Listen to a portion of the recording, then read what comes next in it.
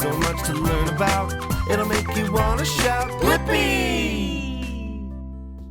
Hey, it's me, Blippi. Today, you and I are gonna draw a bus. Not just any bus, Buster the bus from Go Buster. Wow, Buster is so cool. Yeah, he takes his job very serious, but not too seriously because he always has a smile. All right, to draw Buster, I'm gonna take a black marker and draw a rectangle, but with rounded corners. There we go. How does that look?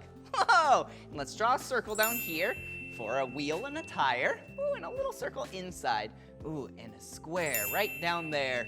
All right, let's draw a rectangle right here for the front windshield, and then a smiley face, but you can't forget about the eyes, those half circles right there. And let's start coloring things in. All right, tires, as you know, are black. Yeah, there we go. But you can't also forget about the rear view mirrors. And then what color is Buster?